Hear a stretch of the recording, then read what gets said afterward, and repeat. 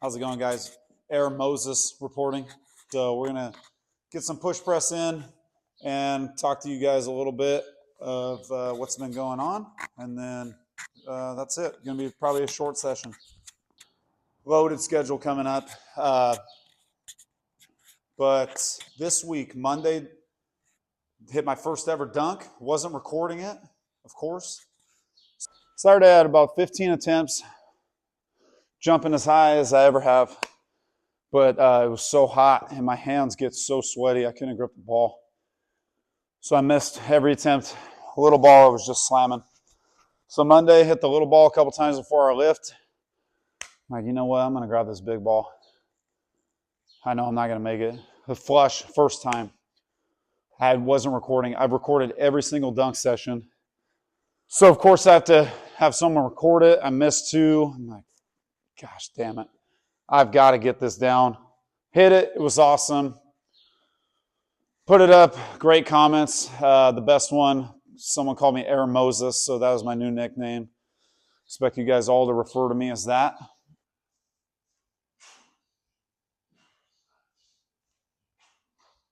So did that.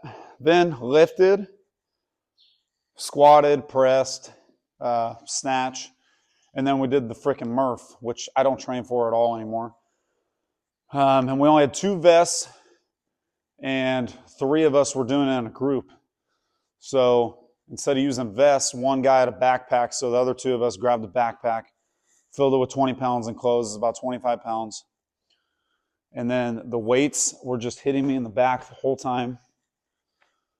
So my back is sore. My quads are destroyed because I don't do 300 air squats. We do strict pull-ups only, none of that CrossFit stuff. I'm not hating, it's just not my style. So strict pull-ups. Very slow. So I've been pretty sore this entire freaking week. It's been a mess. Thanks, Princess. It's your fault.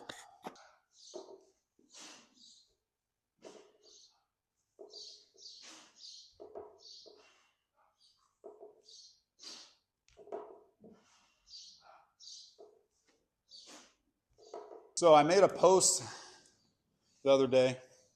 I wanted to elaborate a little bit more on it. Basically what I said is very broad. If your middle school travel team coach tells you not to lift, so you're fresh for a tournament, that's a big red flag. You know, are we trying to be superstar 6th, 7th, and 8th graders? Or are we trying to develop and have a higher ceiling later?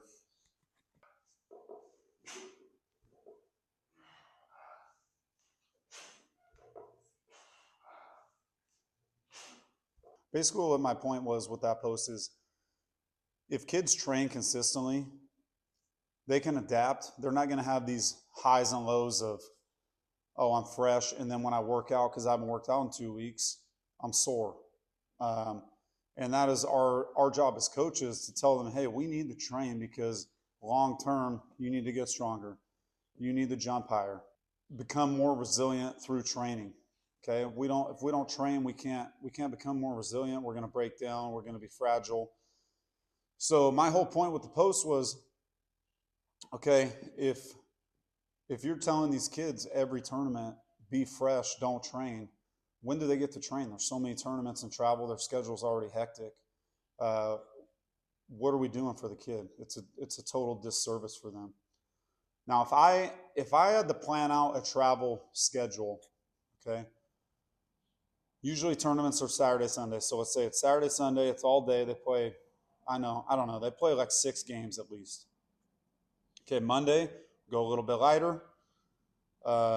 Tuesday and Wednesday, I like to split up high and low days, kind of that high-low approach. But maybe Tuesday, I'm definitely going high intensity, full body probably, or maybe it's a lower body day. And then Wednesday, maybe another high intensity upper body day.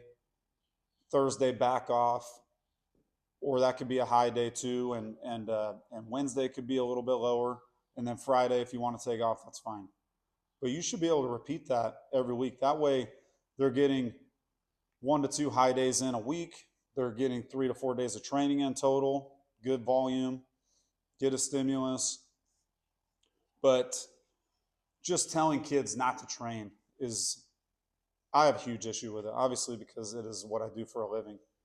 But someone like Braden, who just committed to Oklahoma State baseball, if he was just doing travel baseball all the time and told me I can't train because I have to be fresh, well, he wouldn't have increased his broad jump by 17 inches over the last 2 years. He wouldn't have increased his fly 10 by 2 miles per hour.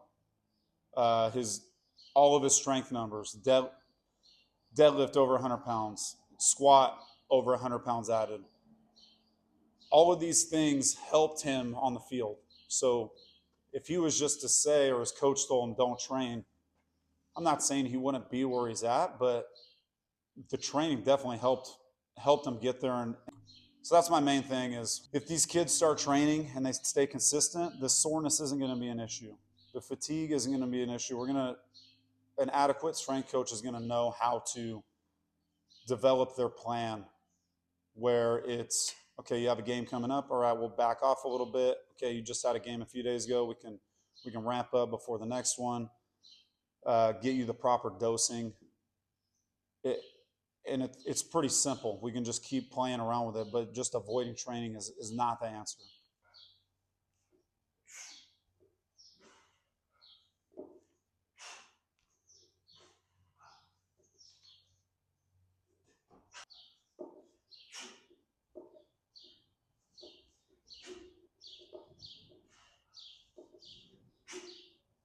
All right, enough ranting. Next week, summer schedule starts. It's going to be super busy. Back at Escalon. Then start working with volleyball and basketball at Hillmar. Lots of kids stuff. Kids stuff is popping. We had 33 kids in the class yesterday. It was freaking awesome. Really fast, we got a good battle brewing between Coach Vargas and Nathan Ayala. They keep swapping for number 3 on the fly 10 board. Coach Vargas had a 991 fly 10, 20-yard run-in. Beats Caden. I think he got a 987 or something. Nate comes in 2 hours later, beats him. Nate beats his time the last week, so a week after, ups it. Coach Vargas comes in, throws down a 9.7 yesterday. So those two, good battle brewing. Anything else?